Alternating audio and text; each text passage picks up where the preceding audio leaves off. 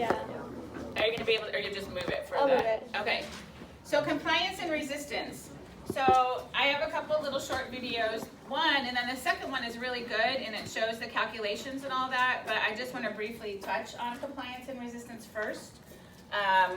These are going to affect everything you do with your vent, your patient's compliance and the patient's resistance. And it's going to affect your volumes or your pressures depending on what mode you're in. And I know we haven't talked extensively about those yet, but what you're going to remember just from a simple basis right now is if you're in volume control, you're always controlling the volume, okay?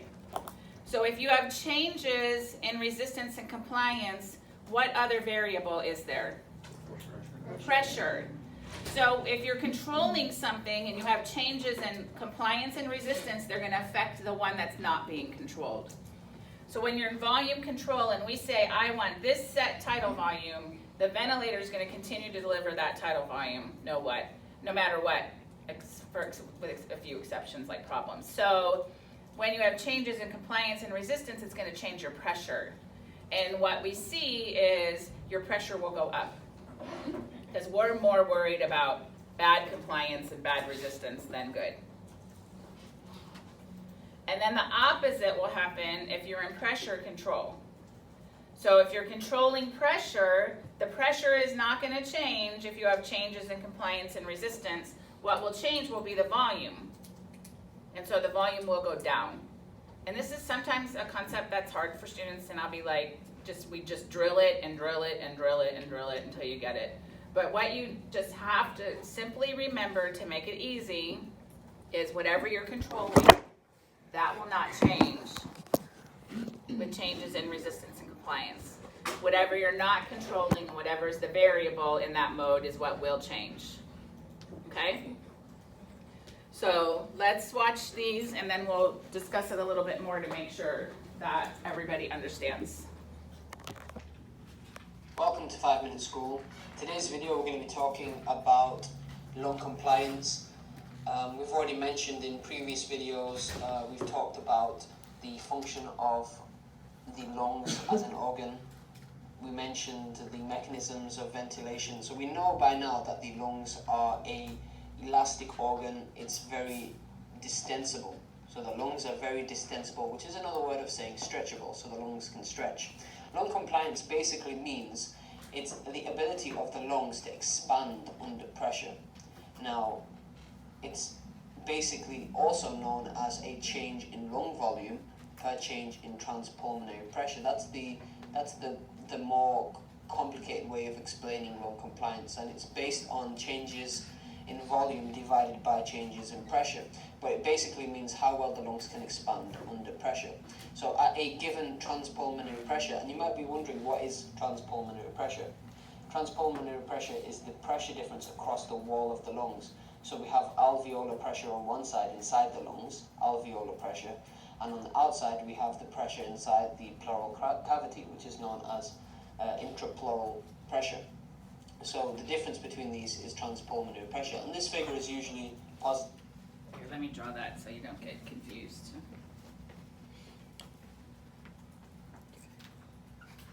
So inside is what? Alveolar pressure.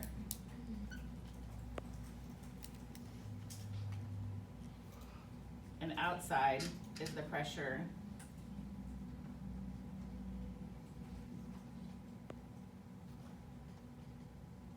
in the pleural space.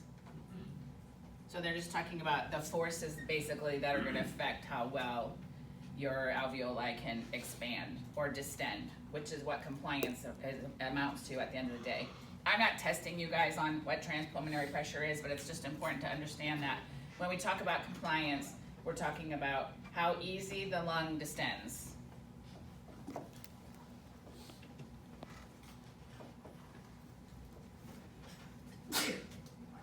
Or expands.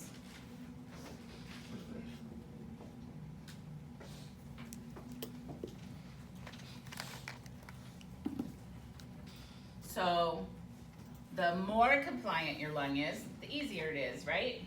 And the less compliant your lung is, the harder it is. And you guys, this should not be a new concept completely, right? You talked about this in term 2 and things like that. we're just gonna talk about it related to mechanical ventilation.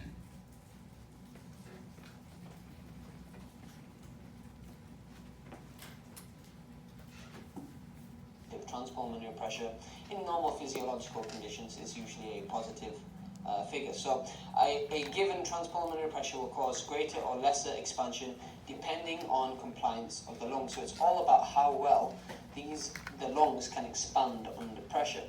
So just moving on from this, the compliance of the lungs is therefore reduced by factors that produce resistance to distension or stretchability. And an example of this is infiltration of the lung tissue with connective tissue proteins in the case, for example, of pulmonary fibrosis. So in this particular situation, pulmonary fibrosis, we have connective tissue proteins which are infiltrating the lungs. So because of that, the lungs are not able to stretch as well as they normally can. So compliance of the lungs is therefore reduced. Thank you very much for watching. And you guys talked about that last term in Ms. Gunter's class. You should know that pulmonary fibrosis causes all that scar tissue, and all that scar tissue is going to make it hard for the lungs to expand. Now, we don't put a lot of pulmonary fibrosis patients on the vent, so we're not going to see it a lot from that, but we'll talk about the other ways that are what else affects lung compliance. Now that you know about the basic modes and parameters for mechanical ventilation, and you have your patient Sarah intubated on volume control, let's get into resistance and compliance so that you can start troubleshooting the vent. In the last video, we talked about how when we deliver a breath to a patient, how much that breath distends the alveoli is dictated by the pressure-volume relationship. In reality, the pressure that we deliver with a breath gets used up in two places. Some is lost in the bronchi and ventilator tubing, and what remains distends the alveoli. So this pressure volume curve we haven't talked about yet, but as we talk about this and learn it going forward, all this is going to tell you is how much pressure is needed to deliver a certain amount of volume. So if you think about it, and from what you'll see, the less pressure needed to give a high volume is what we want. Does that make sense to everybody? So if you're having to use, what you'll see them draw a graph of is a lot of pressure but not a lot of volume. What did we just say that would be from? Something like pulmonary fibrosis or low compliance. When patients have low compliance, it's going to take a lot of pressure, but you won't get a lot of volume in return. Kaylee? So you said the less pressure needed, the Better. The less pressure you need to deliver a given volume, the better your compliance is. Think of a big balloon and a little balloon. A big balloon, if you go to blow it up, it's easy in comparison, right, to the little balloon. So you blow it up and you can use less pressure to put a lot of air in it. That would be a lung with a lot of compliance. And that would be like using not a lot of pressure but getting a whole bunch of volume on this curve. But now think of a little itty bitty tiny balloon like the water balloons. You got to exert a whole bunch of pressure to get just a little bit of volume in there, right? Everybody can relate to that? And so you use all this pressure, but you don't get a lot of volume in return. That's what you see with low compliance. So they'll talk about this just to help draw that out graphically. So the further you see your pressure down and the lower the volume is, you know the worse off your patient is in terms of compliance. Okay? And the other thing you'll see here is as we, and I always,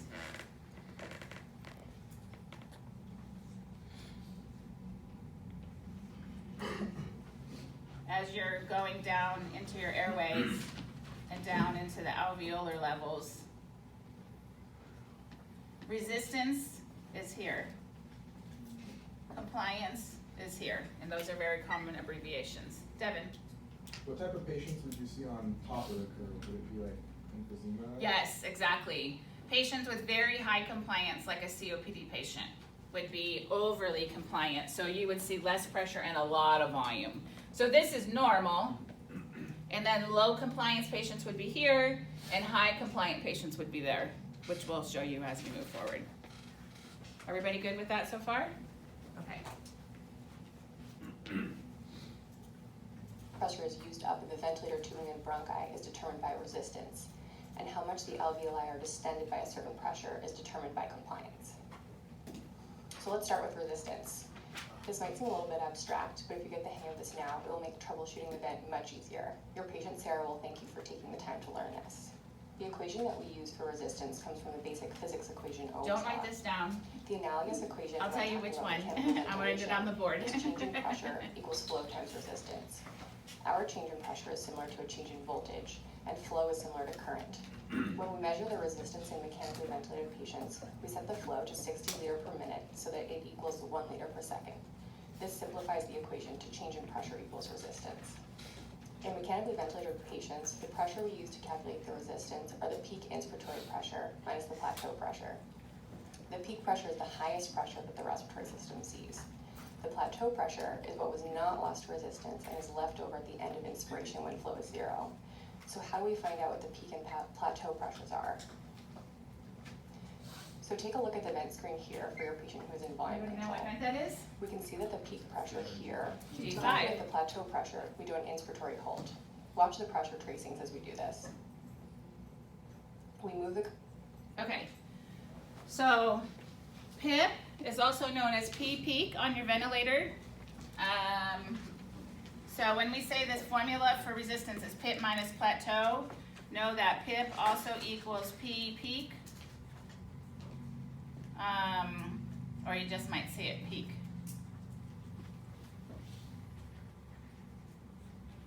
And the PIP is very, very common terminology, and it's with every breath. The PIP is here listed as P peak, but what the PIP is she's going to say, is the highest pressure generated during an inspiratory breath.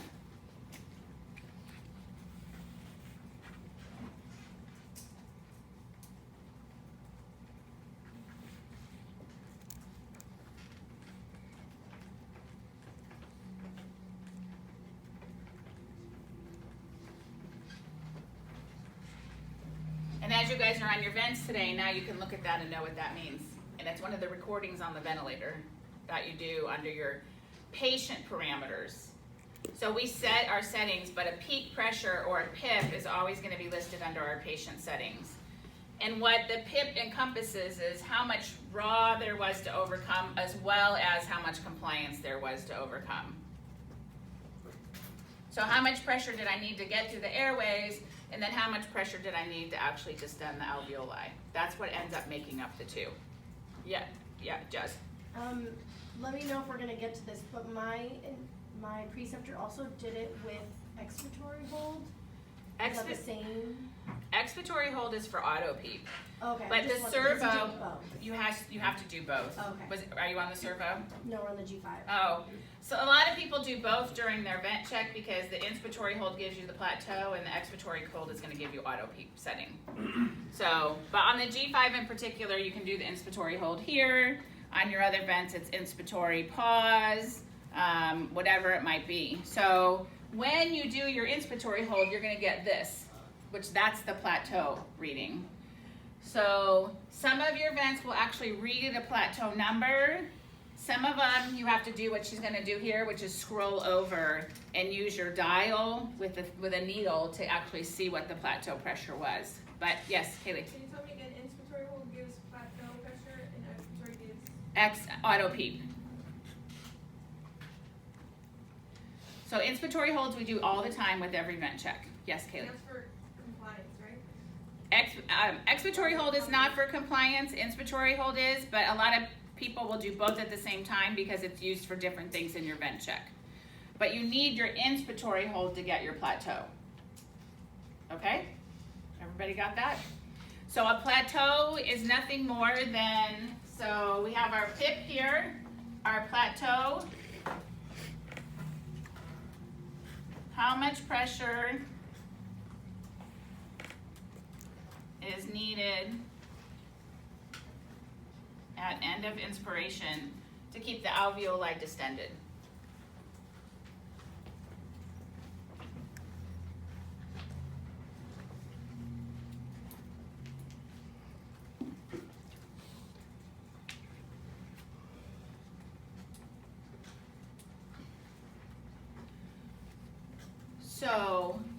much air is left holding in a little tiny balloon if you keep air in it and kind of close it off? How much pressure is needed to keep that air in there? So when we talk about plateau, all we're talking about is how much pressure is needed in the alveoli to keep them distended and keep them open. So PIP is the entire breath, how much pressure is needed to overcome the resistance and the compliance. Plateau just relates to compliance and how much pressure is needed to keep the alveoli distended. So as you will see, as my plateau goes up, it means my compliance is going down. Because if I need more pressure to keep it open, it means because it's getting stiffer, and you would become less compliant, because less compliance is bad. Everybody with me so far? Yeah? Okay.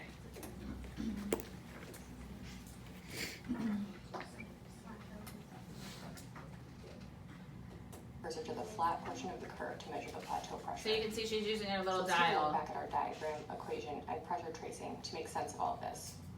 The peak pressure is the highest amount of pressure seen in the respiratory system, and the plateau pressure is what is left over at the end of inspiration to distend the alveoli.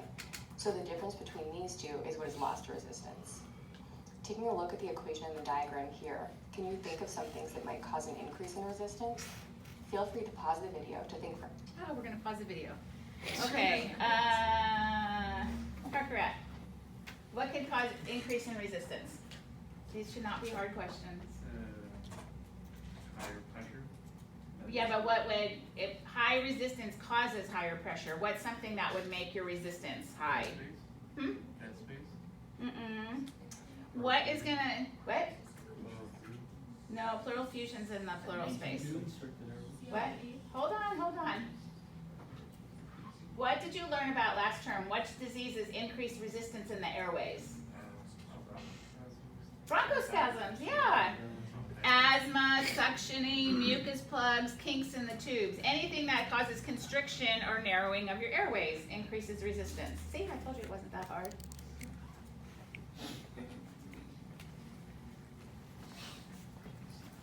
So increased resistance from things such as asthma or bronchoconstriction. Not everything that wheezes is asthma.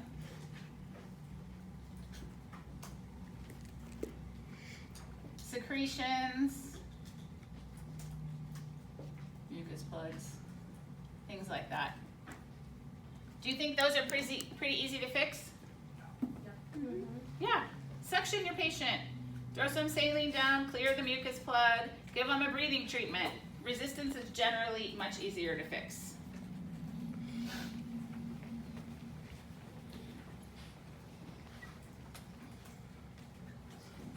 I like this because it helps you see from a ventilator perspective what you're looking at as well. A minute. Stay tuned at the end of the video to find out. We typically like resistance to be less than 10 centimeters of water. Let's take a look at Sarah right now. Her peak pressure is 24 and her plateau pressure is 18, so her resistance is 6, which is great. So less than We just 10 said is that normal. The plateau pressure distends the alveoli, but what determines how much they distend? It's determined by compliance. The compliance is an intrinsic property of the patient's lungs and chest wall, and it can be thought of as how stiff or stretchy the lungs and chest wall are. Our pressure volume curve here reminds us of the relationship between pressure and volume, which is dictated by compliance. The equation for compliance is change in volume over change in pressure. In looking at the equation, you can see that if only a small amount of pressure is given, but there is a large change in volume, then the compliance is high and the lungs are stretchy because it only takes a small amount of pressure to inflate them. Does that make sense? That's what we talked about, you guys. Low pressure, high volumes means good compliance. Right? Everybody good with that? Yeah, that's good. Sauce. Yes. What'd you say the normal value was again? Under 10 is For resistance, no, under 10 is good. for resistance. Yes. So above 10. So we would say normal is less than 10 centimeters of water. So if you're getting above there, it's because your resistance is too high. And this is an intubated patient, so we've already taken into account the resistance they're gonna get from the ET tube.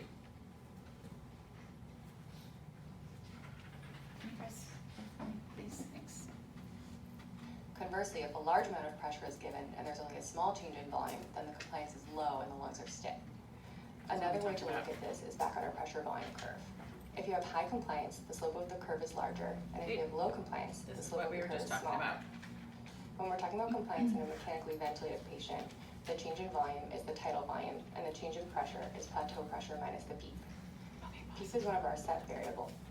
So the formula that you're gonna use for compliance is tidal volume divided by plateau minus PEEP.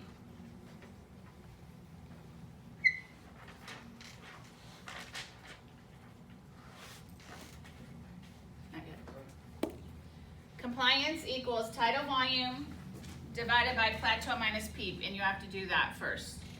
Subtract the plateau from the PEEP and then divide it into the tidal volume, and that's gonna give you your compliance. Yes. You also might see it as just a big C.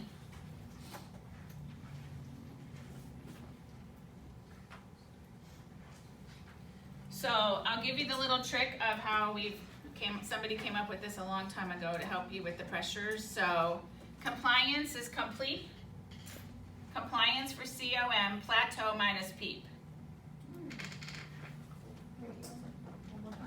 Complete. Compliance, plateau minus PEEP.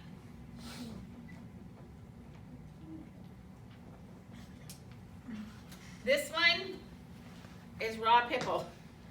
It works.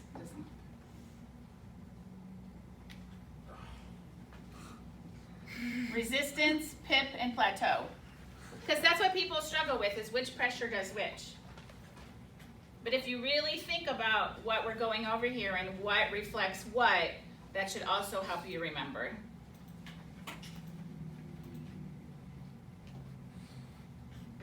So I'm gonna spell this CS equals VT divided by the plateau minus P. Correct.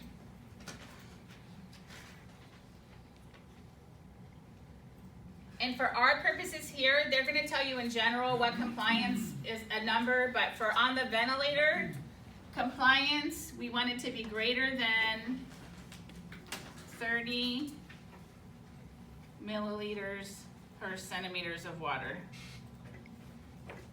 On a ventilator, that's good.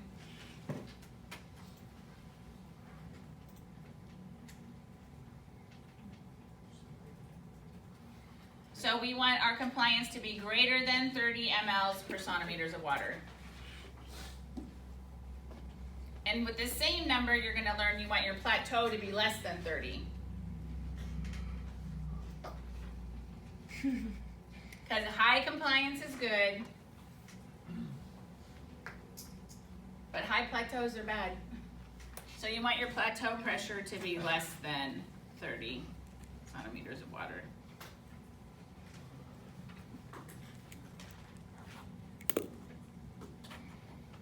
Plateau and compliance go hand in hand.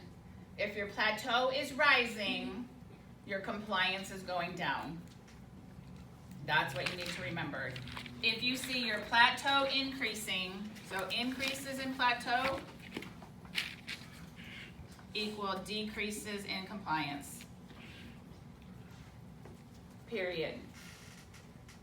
So you can do all these fancy formulas, but if you see a plateau going up, your compliance is going down. It's that simple. And you will see your overall pressure go up as well.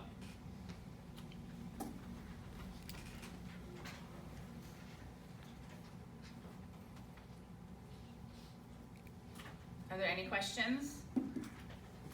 No? Haley? How did you say that compliance and resistance are related? Like with each other? Well, they're not.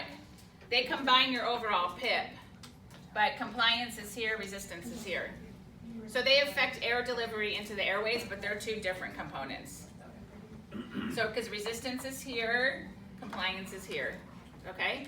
Resistance is here, compliance is here. And they're typically caused by different disease states as well. Sam? And on the vent, you want it greater than 30 millimeters to centimeters of water. Compliance should be greater than 30 and plateau should be less than 30. Okay. Kaylee, are you stretching or question? So plateau less than 30, but 10 is normal? No. I mean, resistance. 10 was resistance. Oh, I'm combining them. It's okay. 10 is resistance. The numbers for compliance are 30. Compliance over 30 is good. Plateau less than 30 is good. Because if your pressure is going up, you need more pressure to distend the alveoli, which means your compliance is going down. Okay? Trust me, we're going to talk about this every single week. From now until the end of time. I know, it's okay. It takes a little bit of time for people to get this one. I actually have some balloons, I think. I'll show you. Sarah's also in volume control mode, so her tidal volume is set as well. We just saw how we calculate the plateau pressure by doing an inspiratory hold, so we know that as well. Again, the reason we use plateau pressure to calculate compliance is because this is the pressure that actually goes towards distending the alveoli. Normal compliance is around 100 milliliters per centimeter of water. We don't need that number. we Remember need your the 30. patient Sarah was intubated for altered mental status, so what do you think her compliance would be? Can you think of some conditions that would cause you to have low compliance? Feel free to pause the video to think for a minute, and stay tuned. Okay, Tim, what's something that would give us low compliance? What's a disease that we can cure? Mm-hmm. I don't know. Yes, you treat do. low compliance. I don't know, diet. No. Think about, we're talking in our lungs and our alveolar level. We've already said pulmonary fibrosis. What else affects alveoli? Fluids. Yeah, CHF. And what's another big one? What is emphysema? No. Emphysema. What is emphysema? Has high compliance. Remember, you got all those air sacs that want to inflate. They don't want to deflate. ARDS. Pulmonary edema is the same thing as fluid. So compliance problems. So we see decreases in compliance for CHF, also known as pulmonary edema, ARDS, and obese patients because of all the tissue and the fat tissue compresses on the compresses on the lungs. CF is a resistance problem because of secretions. And pulmonary fibrosis? Yeah, but yes, I'll put pulmonary fibrosis on here. Just remember, we don't usually see that patient on the vent. Why is that? Because they're terminal, and we don't want to put a terminal patient on the vent because either they need to go hospice or they need a lung transplant. And so remember that mechanical ventilation is purely supportive. So if the underlying problem can't be fixed, then you should not put somebody on mechanical ventilation. Does that make sense? That's for Yeah. fibrosis. Yeah. Well, I was gonna say for CF as well. CF is Resistance, yeah, because that's all too much secretions. Okay, let's watch. Oh, hold on. Yeah, watch some glaciers. That's cool. Like frozen. Check out the glaciers.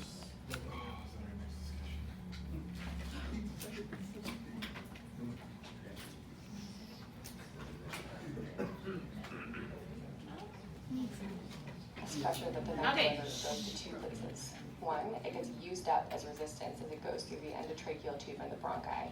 And two, what's left goes to distend the alveoli. And how much the alveoli are distended depends on compliance. So if you deliver a low or normal tidal volume to a patient, left goes to distend the alveoli. And goes through the endotracheal tube and the bronchi. Feel free to pause the video to think for a minute, and stay tuned until the end of the video for some answers. To summarize, the gas pressure that the vent delivers goes to two places. One, it gets used up as resistance as it goes through the endotracheal tube and the bronchi. And two, what's left goes to distend the alveoli. And how much the alveoli are distended depends on compliance. So if you deliver a low or normal tidal volume to a patient and get alarms for high peak pressures, it could be a problem with low compliance or high resistance. Checking a plateau pressure will help you calculate resistance and compliance to see where the problem is. Take a look at our pressure volume curve again. If we have decreased compliance, we'll get high plateau pressures even if we're delivering a small volume. Remember, we asked you to think about what might cause low compliance. Here are a few things that can cause decreased compliance, and there are many others as well. If compliance is normal, that means we have high resistance in either the ventilator tubing, the bronchi, or both. we asked you to think about what can cause high resistance as well. Here are a few examples, and there are other causes too. If you're in pressure support mode and are delivering a normal inspiratory pressure, but get low tidal volumes, then you follow the same thought process. As a reminder, normal compliance is around 100 milliliters per centimeter of water, and we like resistance to be less than 10 centimeters of water. Now that you know about resistance and compliance, your ability to set the vent has some grounding, and you can troubleshoot high pressures or low tidal volumes on the vent. Next, let's talk about troubleshooting for patients who are hypoxemic or hypercarbonic. No, not yet. Okay, so here's the final part of this. If you're trying to determine, let's say your pressures have gone up, and you don't know anything at all about your patient, because sometimes you'll see this in a question. All of a sudden you have high pressures. What could be causing the problem? Increased resistance or decreased compliance, because you don't know anything else, right? Okay, but what if you have increases in PIP and increases in your plateau? What's the problem? Resistance. Oh boy. Who said compliance? Devin, why do you say compliance?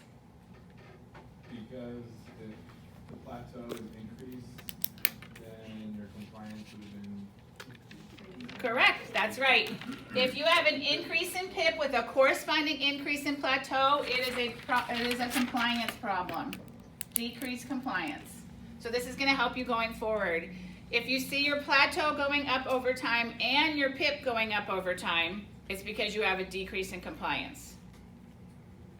If you see an increase in PIP and no change in plateau, so it stays the same, or very close to the same, it's an increase in resistance. So your plateau is really the key.